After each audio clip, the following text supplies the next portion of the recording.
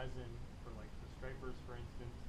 For those, we'll take the slides with the cover slip glued to them, put a little dab of the UV glue in the corner, place the little square or rectangle of otolith into the corner.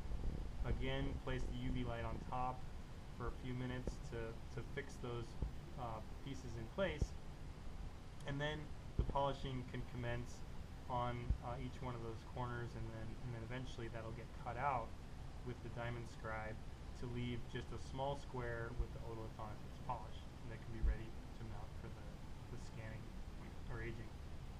For the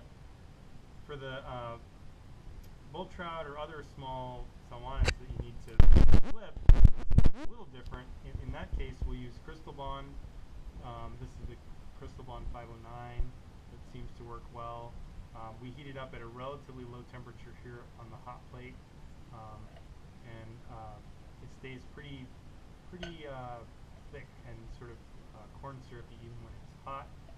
And then use some kind of a dropper to make a little dab of glue, and then preferentially heat up the slide a little bit for the glue to go onto.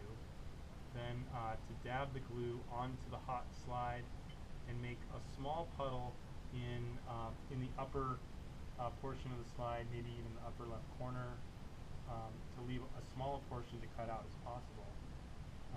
And then the slide goes into that, or the otolith goes into that small puddle of resin, and once it's placed and flat and get cooled, well, maybe processing another one.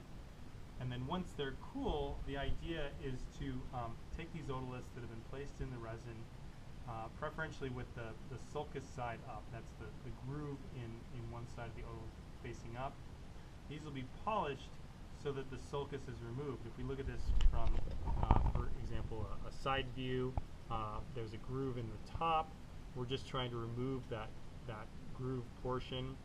And then once that is gone, we'll reheat the slide until the resin gets soft, and then use the tweezers to flip the otolith over so that we now have the flat portion we've just created by removing the sulcus onto the slide, and then now polishing all the way down to the core, checking repeatedly with the microscope to identify whether the core has been reached. And then at that point,